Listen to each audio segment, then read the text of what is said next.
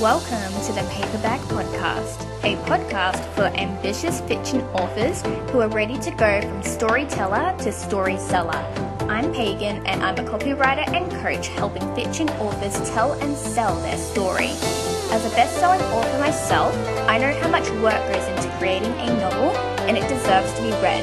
Believe me when I say this, your soulmate readers are out there, and together we're going to find them. Hey everyone, how is it going? Today's episode is all about storytelling, and no, not in the novel writing sense, but in the marketing sense. Maybe you're wondering what marketing and storytelling have in common. Well, storytelling, as us writers already know, is a powerful medium to engage with people. The stories that we write can teach our readers, entertain them, and make them feel powerful emotions.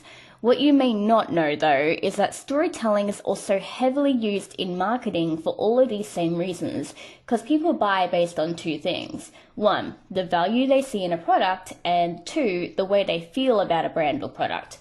Tell me, have you ever spent an extra $2 at the store to buy a carry bag just because the proceeds go towards a charity? Or how about choosing to shop at a particular furniture store over another because you personally connect with the brand image of one over another? Maybe the first one is very fun and groovy and the other one is very chic and contemporary. Or maybe you've bought a particular product because you like the movement or message that brand was promoting. The stories that brands are telling us every day influence our purchasing decisions, whether we're aware of this or not. They use storytelling to make us feel empowered or excited, or to resurface our frustrations and pain points and relate to us. Once they have our attention, it's much easier to highlight why their product is so valuable and persuade us to buy. As icky as this sounds out loud, I personally don't have a problem being sold to, and I don't have a problem with selling either. This is because no matter what, sales only work when we connect with what's being said. And if I'm being sold on something, I'm usually genuinely interested in it and want it. The same goes for selling. Only people who connect with what you're selling will be interested enough to listen, and that's exactly what you want. It's a powerful tactic that repels people who aren't your soulmate readers and attracts those who are.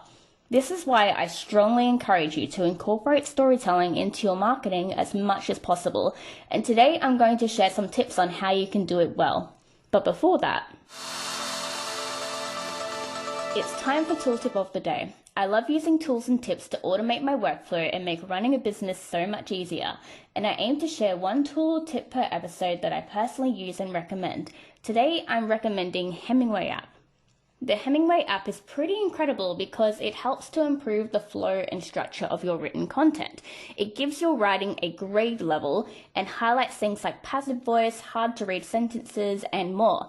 Most people use it for their novels, but I wanted to mention it in today's episode because when writing any kind of marketing copy content, it builds credibility to ensure everything flows smoothly and is easy to read. If it's not, there are thousands of other posts luring your reader away at any given time, and it only takes a second of disengagement to lose them. If you want to check out the Hemingway app, I've got a link in the show notes so that you can easily go take a look. Make sure you do so after the show. Okay, we're back. So the first thing you want to do when writing a storytelling piece of content is 1. Find a topic that connects with your audience.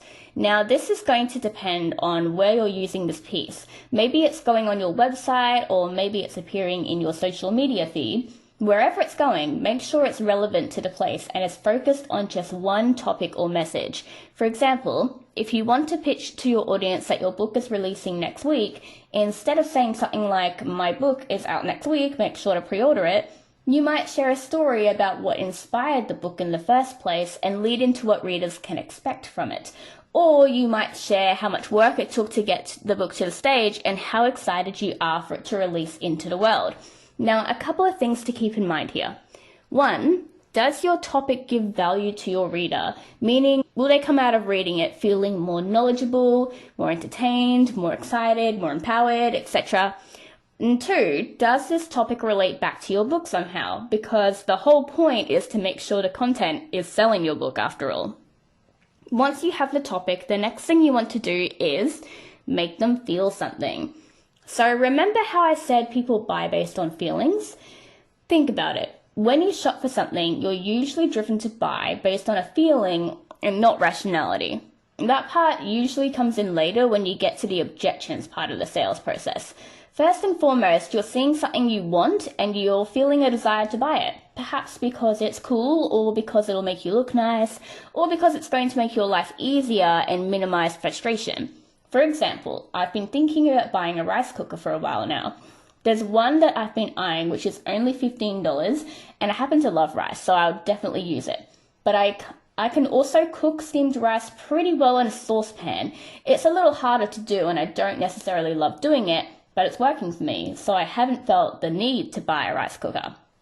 I still want to, just because I know I'll use it and I know it'll make cooking rice easier, but I can't justify the purchase. That's where feelings come in. You want people to get past those objections that they're having. The need or desire might already be there because you've written a great book and it sounds interesting, but will they enjoy it? Is it worth risking $15?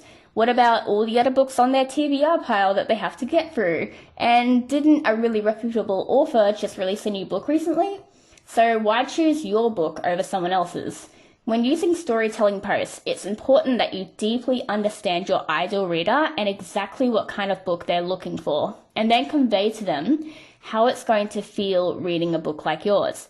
So let's come back to the rice cooker again real quick. If the rice cooker packaging I've been eyeing had painted a picture of me enjoying a delicious, fluffy rice that rivaled my local Chinese shop, cooked in half the time of using a saucepan, and meant I didn't have to soak the rice for 30 minutes beforehand, that probably would have pushed me to make the purchase in the moment. I'd probably be very happy I did. But the rice cooker didn't tell me that story. It was just a cheap rice cooker, and it simply wasn't enough to persuade me. So do more than tell your audience stories, show them. Take them on a journey, probe a bit at their pain points, and help them to feel different emotions. I know you're already a pro at this because as writers, we're doing this on a daily basis in our novels. Now, the final thing you want to do is end with a relevant call to action. So it's no use telling your audience a bunch of stories if they don't lead your people anywhere. Make sure you're always telling people what you want them to do next. If your aim is to get people to buy your book, tell them where they can purchase it. If you're trying to grow your email list, let people know there's a sign-up link in your bio. This last step is easy, but super important, and you definitely don't want to skip it. That's all I have for today's episode. If you enjoyed it, please leave a review, or if you found this specific episode helpful, please share it with a friend who you think might enjoy it too. And don't forget that I'll be back 2 weeks from now with another episode of the Paperback Podcast.